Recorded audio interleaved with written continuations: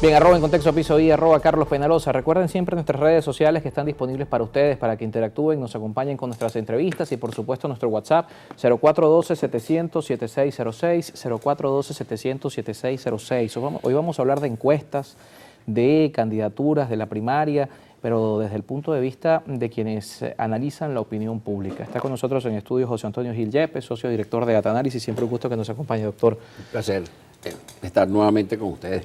Ustedes decían recientemente desde Data-Análisis que en las mediciones que se han venido haciendo, la participación en estas primarias que se nos ha planteado desde algunos sectores políticos como una oportunidad para que el ciudadano se movilice, para que el ciudadano se exprese, para que el ciudadano decida y no decida en las cúpulas, que sea un ejercicio muy parecido a un escenario presidencial, pero los números hoy hablan de un país que en un 80% por lo menos no está viendo la primaria como este escenario.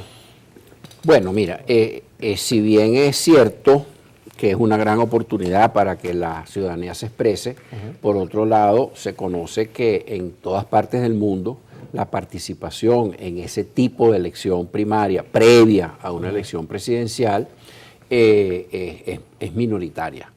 En cualquier país del mundo para elegir a cualquier candidato. Claro, porque representa un movimiento para un sector político del país. Los no es que abierto votan, ya por ahí, pues, aunque el potencial de opositores que hay en el país es más del 80%, porque los identificados con el oficialismo o el chavismo, etcétera, son menos del 20%, eso ha descendido mucho.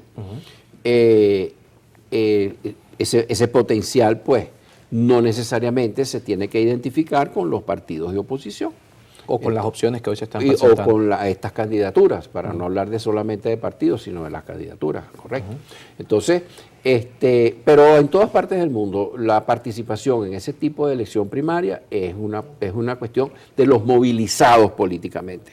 Y si los movilizados políticamente en la oposición, por ejemplo, hoy en día todos los partidos de oposición sumados no tienen el 10% de identificación partidista. Hay uno que tiene 2, otro tiene 1, otro tiene 1,5, etcétera.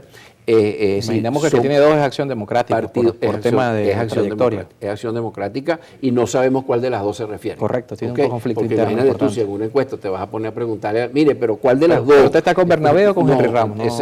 Eso no es funcional, pues eso no es lógico en una encuesta.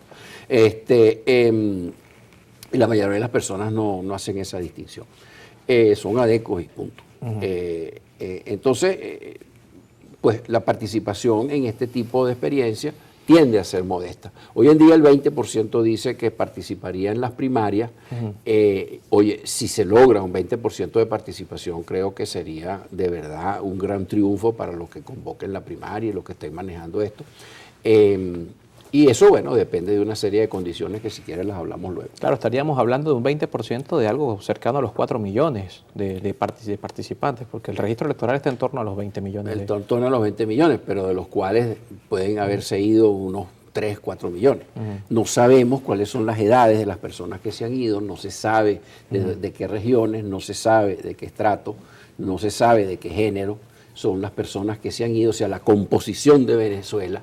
Hoy es un área gris. Poblacionalmente, hoy en día es un área gris, porque perder 7 millones o 8 millones de 33, 34 millones de habitantes totales que se proyectan desde el censo anterior para estos años, es mucha pérdida, es un lote muy grande, o sea que, y si no se conoce la composición de los que se han ido, no se conoce la composición de la población que queda.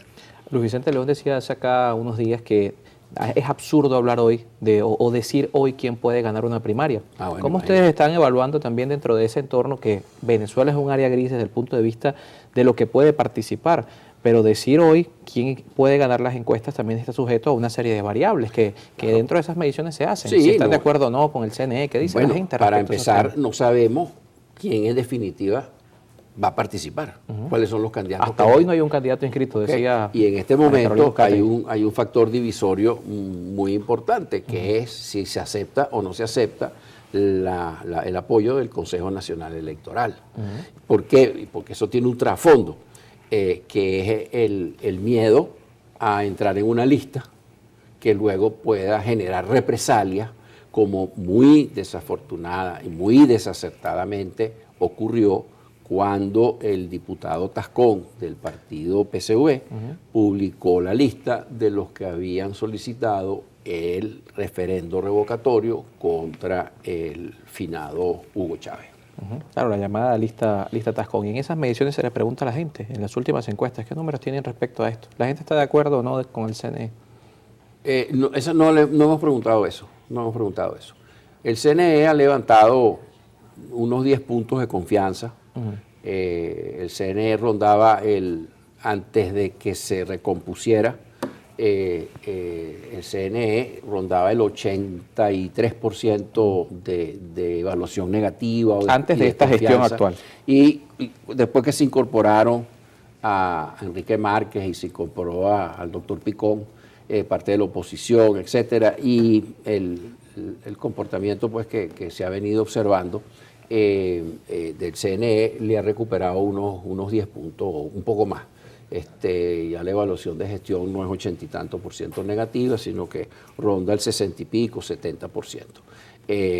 Sin embargo, esa tendencia se paró.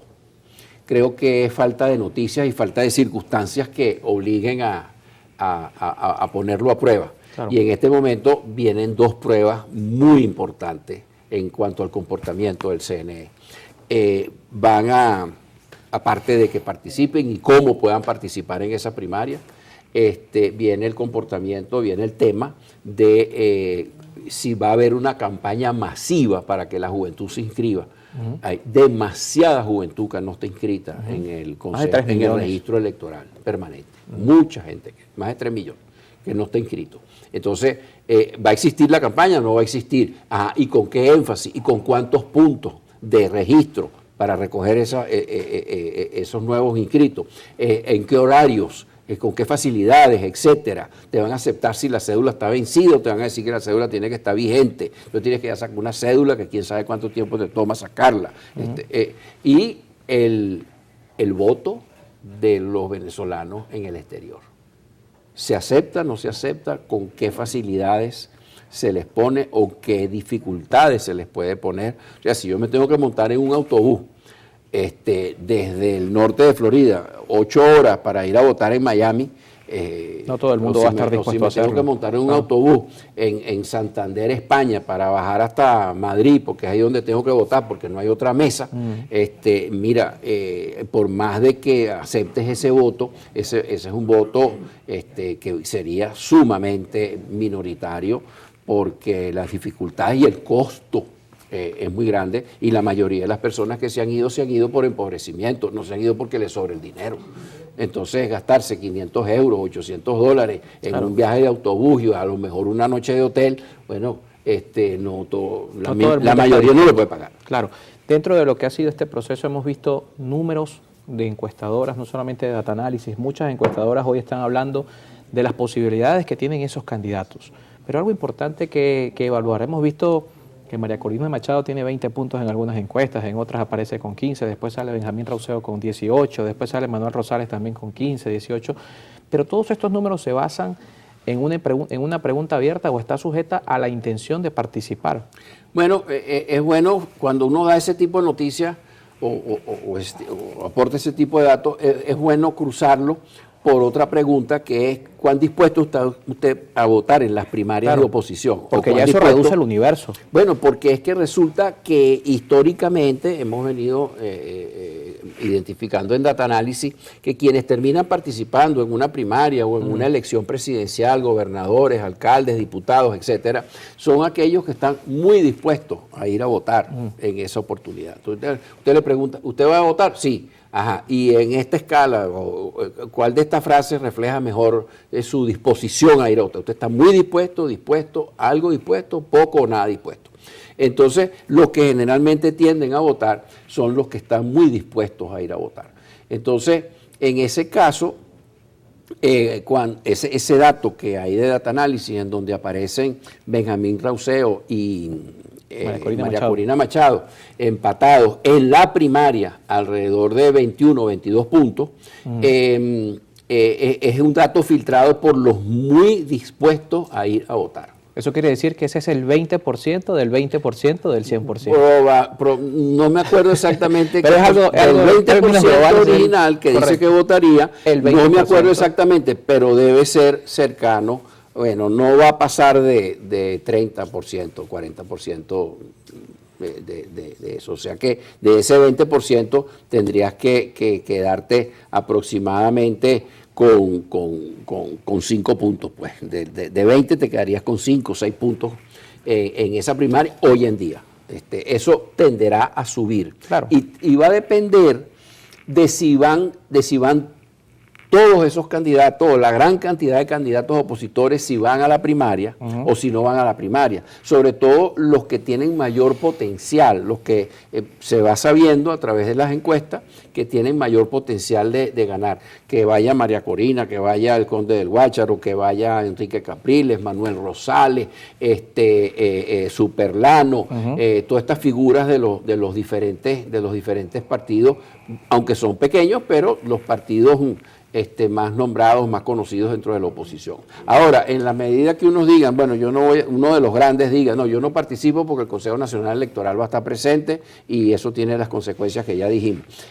Bueno, entonces eso te desanima para ir a votar en esa primaria. Claro. Porque bajar ese 20% a un número inferior y puede también significar una movilización de la repartición que hay. Bueno, imagínate tú que uno de los grandes vaya por fuera. Entonces ya tú sabes que al ir por fuera, además eso afecta la participación de la oposición en la presidencial. Claro. ¿Por qué? Porque en la medida que la gente perciba desunión, en la medida que la gente perciba que unos van adentro y otros van afuera, que son varios candidatos y no un candidato, por lo menos uno muy lucido, que salga de una primaria con una buena participación en primaria, donde fueron todos los candidatos importantes, de todos los partidos importantes, y donde ese candidato gane con una buena proporción, como ganó Capriles en una primaria con 63% de los votos totales. Oye, entonces, donde participaron casi 3 millones de personas. Claro, entonces tú sales muy lucido, sales con un gran potencial, y el electorado se entusiasma. Oye, si yo voto por este señor que trae este caudal, que trae este empuje, puede ser que entonces mis objetivos se logren. Pero si es lo contrario, si vas dividido, si uno de los que divide es importante, el resultado de la primaria no es muy lustroso, por ponerlo en esos términos, y el que gana con 30 puntos, porque el otro sacó 25, el otro 20, el otro 15, el otro 10, esa es una primaria muy deslucida, que a su vez tendrá consecuencias sobre la participación de la oposición en la votación presidencial y obviamente sobre las posibilidades de triunfo de la oposición que se verían, del candidato o los candidatos de oposición que se verían sumamente disminuidos. Nos toca hacer una pausa. Estamos conversando con José Antonio Gil Yepes, socio director de Data Analysis. Varios invitados acá en este mismo estudio han dicho que las encuestadoras se volvieron como una rocola. Quien pone el dinero, suena la música. Quisiéramos hablar un poco al respecto porque, como le mencionamos a nuestro invitado, un día vemos a un candidato arriba, un día vemos a un candidato a otro candidato arriba. Lo que sí queda claro, las encuestas son una fotografía del momento, pero algunos cuestionan lo subjetiva que es esa foto, según quien la tome. Lo conversamos al regreso de la pausa con nuestro invitado, también leemos sus comentarios, @EnContextoPiso y @CarlosPeñalosa.